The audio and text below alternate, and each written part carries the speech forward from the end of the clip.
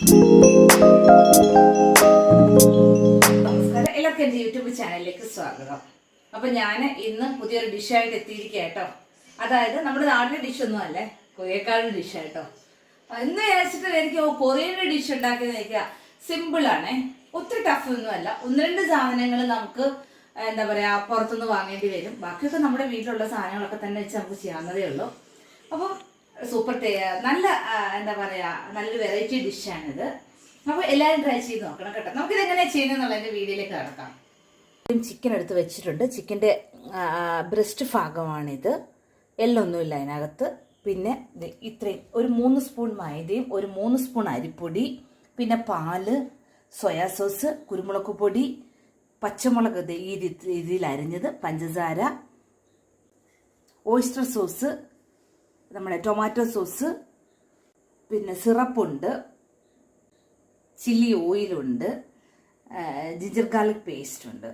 അപ്പോൾ ഇത്രയും സാധനങ്ങളാണ് ഞാൻ ഉണ്ടാക്കുന്ന കൊറിയൻ ചിക്കന് വേണ്ടിയിട്ടുള്ള സാധനങ്ങൾ.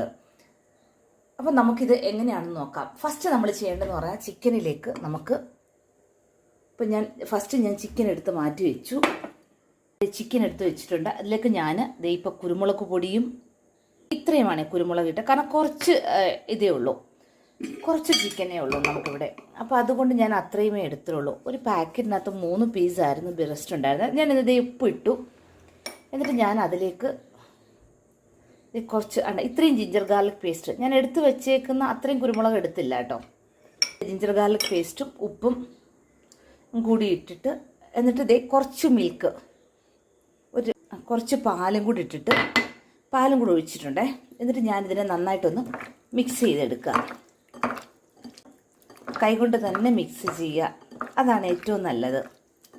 കൈകൊണ്ട് ഇത് നന്നായിട്ട് ഞാൻ മിക്സ് ചെയ്ത് വെച്ചിട്ടുണ്ട്. ഉപ്പൊക്കെ കൊടുത്തിട്ടുണ്ട് കേട്ടോ, ഉപ്പൊന്നും കൊടുക്കാൻ മറന്നു പോകരുത്. ഇത് നമുക്കിനി കുറച്ച് നേരത്തേക്കൊന്ന് മാറ്റി വെക്കാം. ഇതിനകത്തേക്ക് ആ ഉപ്പും ഇഞ്ചിയും വെളുത്തുള്ളി പേസ്റ്റും കുരുമുളകിൻ്റെ പൊടിയും മിൽക്കും എല്ലാം ഇതിനകത്തൊന്ന് പിടിക്കട്ടെ. അപ്പോൾ അതുവരേക്കും ഇത് തന്നെ നമ്മൾ ഞാൻ മാറ്റി വെച്ചിരിക്കുന്നു. ഇതിങ്ങനെ ഒരു സൈഡിലായിട്ട് അങ്ങ് ഇരുന്നോട്ടെ. അപ്പോൾ തന്നെ ഞാൻ അടുത്തൊരു പാത്രം അത് നമ്മൾ മാറ്റി വെച്ചു. എന്നിട്ട് ഞാൻ അടുത്തൊരു പാത്രം വെച്ചു. പാത്രം വെച്ചിട്ട് ഞാൻ മൈദയും അതുപോലെ നമ്മൾ എടുത്തു വെച്ച അരിപ്പൊടിയും കൂടി മിക്സ് ചെയ്തു. എന്നിട്ട് ഇതിലേക്ക് നമുക്ക് കുറച്ച് ആവശ്യത്തിന് നമുക്ക് ഇതിനകത്ത് വെള്ളം കൊടുക്കാം. ഉപ്പ് കൊടുത്തിട്ട്, എന്നിട്ട് ഒരു ലേശം ഉപ്പ് പൊടിയും കൂടെ ഞാൻ ഇതിലേക്ക് ഇട്ടു. എന്നിട്ടൊന്ന് ഇളക്കുക. എന്നിട്ട് നമുക്കിതിലേക്ക് കുറച്ച് വീതമായിട്ട് നമുക്കിതിലേക്ക് വെള്ളം കൊടുക്കാം. ഒരു തിക്ക് രൂപത്തിലായിരിക്കണം കുഴച്ചെടുക്കേണ്ടത്. അപ്പം ഞാനിത് തിക്ക് രൂപത്തിൽ കുഴച്ചുകൊണ്ട് വരാം. കാരണം ക്യാമറ കൈ വെച്ചിട്ട് കുഴയ്ക്കാൻ വെച്ചിട്ട് ബുദ്ധിമുട്ടുണ്ട്. ഞാനിത് കുഴച്ച് കാണിച്ചു തരാം ഏത് രൂപത്തിലാണെന്നുള്ളത്. ഈ ഒരു പരുവത്തിലാണ് ഇതിനെ നമ്മൾ കുഴച്ചെടുക്കേണ്ടത്. അപ്പം ഈ ഒരു പരുവത്തിലാക്കി കുഴച്ചത് നമുക്കിതിനെ അങ്ങ് മാറ്റി വെക്കാം. ഇനി ഇതിനെ ഞാനൊരു സൈഡിലേക്ക് മാറ്റി വെക്കുകയാണ്. അപ്പം ഞാനിനി മറ്റൊരു പാത്രത്തിൽ, അപ്പം നമ്മൾ 2 കാര്യങ്ങൾ ചെയ്ത് വെച്ചിട്ട് മൂന്നാമത്തെ കാര്യം ചെയ്യാൻ പോകണേ. ഞാൻ അതിലേക്ക് പഞ്ചസാര ഇട്ടു, ഒരു 2 സ്പൂണ് ചെറിയ സ്പൂൺ പഞ്ചസാര ഇട്ടു. പിന്നെ ചില്ലി ഇട്ടു, സോയാ സോസ്, ഓയിസ്റ്റർ സോസ്, പിന്നെ കെച്ചപ്പ്, സിറപ്പ്, ചില്ലി ഓയിൽ, ഇത്രയും കൂടി ഞാൻ ചേർത്തിട്ടുണ്ട്. എന്നിട്ട് ഇതിനെ നമുക്ക് നന്നായിട്ടൊന്ന് മിക്സ് ചെയ്യാം.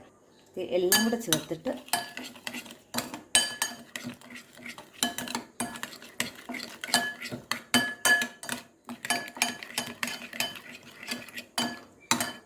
നമ്മളിത് നന്നായിട്ടൊന്ന്, നല്ല മണമുണ്ട് കേട്ടോ. ഇതെല്ലാം കൂടെ മിക്സ് ചെയ്തപ്പോൾ ഒരു പ്രത്യേക മണമാണ്. ഇതെല്ലാം കൂടെ നമ്മൾ നന്നായിട്ടൊന്ന് മിക്സ് ചെയ്ത് വെച്ചു. അപ്പോൾ ഇതിനെയും നമ്മളിങ്ങനെ മാറ്റി വെച്ചു. ഇതിങ്ങനെ ഒരു സൈഡിൽ ഇതും നമ്മൾ മാറ്റി വെച്ചിരിക്കുകയാണേ.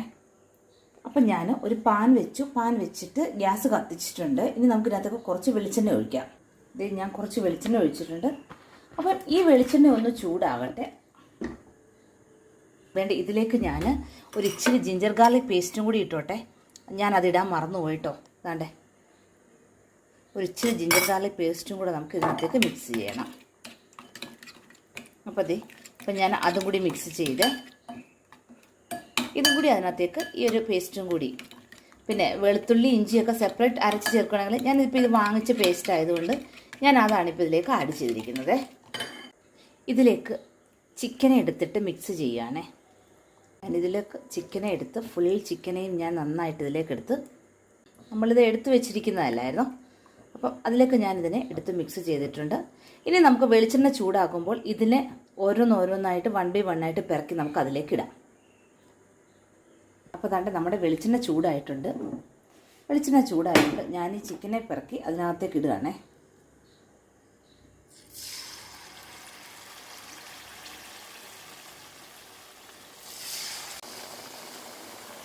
അതെ, ഞാനിതിൽ കൊള്ളുന്ന ചിക്കനെ പിറക്കി ഇട്ടിട്ടുണ്ട്. ബാക്കി നമുക്ക് ഇത് ഫ്രൈ ആക്കി മാറ്റിയതിന് ശേഷം നമുക്ക് അടുത്ത ചിക്കൻ ഇടാം.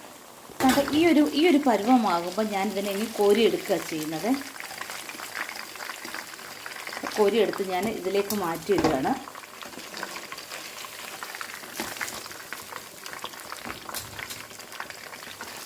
ഞാനിത് ഈ ഒരു പരുവത്തിൽ കോരിയെടുത്തു. ഞാനെന്നിട്ട് വീണ്ടും അടുത്ത ട്രിപ്പ് ഞാൻ അടുത്തത് ഇടുകയാണ്.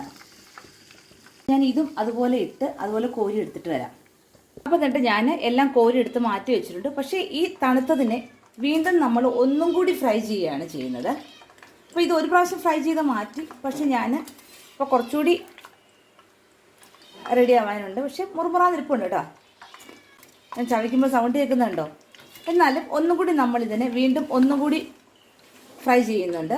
അപ്പോൾ ഞാൻ വീണ്ടും തിരിച്ചതിനെ ഒന്നും കൂടി എടുത്ത് ആദ്യം ചെയ്തതിനെ ഫസ്റ്റ് ഞാനിപ്പോൾ ഇതിനകത്തേക്ക് വീണ്ടും ഇട്ടു. എന്നിട്ട് ഒന്നും കൂടി ഒന്ന് ഫ്രൈ ആയിട്ട് ഞാനിതിനെ കോരത്തുള്ളൂ. തിരിച്ചും മറിച്ചുമൊക്കെ ഇട്ട് ഞാനിത് റെഡിയാക്കി എടുക്കാം. ഞാൻ ഈ പരുവത്തിൽ വീണ്ടും ഞാനിതിനെ കോരിയെടുക്കുകയാണ് ചെയ്യുന്നത്. അപ്പം ഞാൻ രണ്ടാമത് ഒന്നും കൂടി ഇട്ട് ഫ്രൈ ചെയ്തെടുത്താണ് ഇത്. അങ്ങനെ തന്നെ വേണം ഇത് ചെയ്തെടുക്കാനായിട്ട്. ഇതിപ്പോൾ ഞാനിങ്ങനെ ഇപ്പോൾ എൻ്റെ മോള് സഹായിക്കാൻ വന്നു. അപ്പം കോരി എടുക്കാൻ എനിക്കിപ്പോൾ എളുപ്പമായി. മറ്റേതെന്ന് വെച്ചാൽ ഞാൻ ഒരു കൈ കൊണ്ട് ക്യാമറ പിടിക്കുകയും എടുക്കുകയും കൂടെ ചെയ്യുമ്പോഴുള്ളൊരു ബുദ്ധിമുട്ട് എനിക്ക് ഉണ്ടായിരുന്നു. അപ്പോൾ ഇനി ഞാൻ ആ എടുത്ത് വെച്ചിരിക്കുന്നതിനെ വീണ്ടും ഞാൻ ഒന്നും കൂടി ഇതിലേക്ക് ഇടുകയാണ് ഫ്രൈ. അപ്പോൾ നമ്മൾ നേരത്തെ എടുത്ത് വെച്ചിരിക്കുന്നത് വീണ്ടും ഞാൻ ഒന്നും കൂടി അതിനെ ഫ്രൈ ചെയ്യാനായിട്ട് വീണ്ടും ഞാൻ ഒന്നും കൂടി എടുത്തിടുകയാണ്. ഇതിനെ ഇതുപോലെ തന്നെ നമുക്ക് ഒരു ഏകദേശം ബ്രൗൺ നിറമാവുന്നത് വരെ നമുക്ക് ഫ്രൈ ചെയ്തെടുക്കാം. അപ്പോൾ ഇതിനെ ഈ രീതിയിൽ നല്ല രീതിയിൽ ബ്രൗൺ നിറമാക്കി എടുക്കാൻ കഴിഞ്ഞിട്ടുണ്ട്. അപ്പോൾ ഞാൻ ഇതിനെ കോരിയെടുക്കുക ചെയ്യുന്നത്. നമുക്ക് എൻ്റെ ജൂലി കിടന്ന് കുരയ്ക്കുന്നു കേട്ടോ. അതിൻ്റെ സൗണ്ടാണ് കേട്ടത്. അവൾക്ക് സഹിക്കുന്നില്ല. ചിക്കൻ്റെ മണമൊക്കെ ചെല്ലുമ്പോഴേ അവൾക്ക് ഭയങ്കര പ്രശ്നമാണ്. അവൾ കൺട്രോൾ പോകും. അപ്പോൾ അപ്പോൾ ചിക്കൻ ഈ രീതിയിൽ ഞാൻ ഫ്രൈ ചെയ്ത് റെഡിയാക്കി വെച്ചിട്ടുണ്ട്. അപ്പോൾ നമുക്കിനി അടുത്ത പ്രോസസ്സ് വേണം. അപ്പോൾ നമ്മളൊരു പാൻ വെച്ചു. അതിലേക്ക് നമ്മൾ ആ എടുത്തു വെച്ചിരിക്കുന്ന സോസ് എല്ലാം കൂടെ മിക്സ് ചെയ്തത് ഞാനിപ്പോൾ ഇതിലേക്ക് ഒഴിക്കുകയാണ് ചെയ്യുന്നത്. എന്നിട്ട് നന്നായിട്ടൊന്ന് ഇളക്കി കൊടുക്കുക.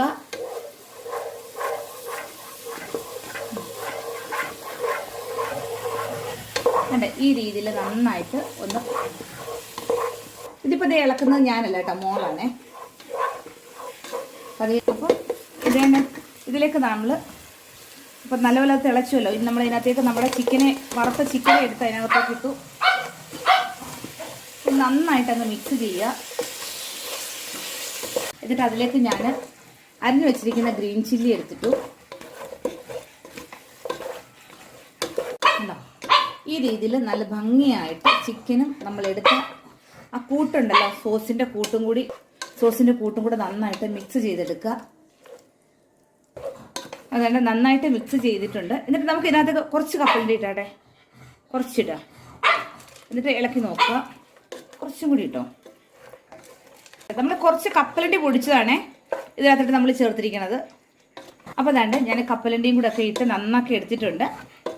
അപ്പോൾ ഇനി നമുക്ക് തീ ഓഫ് ചെയ്യാം. ഞാനിപ്പോൾ തീ ചെറിയ സ്ലിമ്മിൽ ഇട്ടിട്ടാണ് ഞാൻ ഇത്രയൊക്കെ ചെയ്തത്. തീ ഓഫ് ചെയ്യാം. ഇനി ഞാനിതൊരു ബൗളിലേക്കാക്കി മാറ്റി കാണിച്ചു തരാം. അപ്പോൾ ഇത് സൂപ്പറാണ് കേട്ടോ. നല്ല അടിപൊളി സാധനമാണ്, നല്ല ടേസ്റ്റാണ്. എല്ലാവരും ട്രൈ ചെയ്ത് നോക്കുക. സൂപ്പറായിട്ടാണ്. ഞാൻ പ്രത്യേകിച്ച് എടുത്ത് പറയുകയാണ് സൂപ്പറാണെന്നുള്ളത്. അപ്പം എൻ്റെ ചാനൽ ഇഷ്ടമാണെന്നുണ്ടെങ്കിൽ അപ്പം ഇതുപോലെ തന്നെ എല്ലാവരും ഒന്ന് ശ്രമിച്ചു നോക്കുക കേട്ടോ.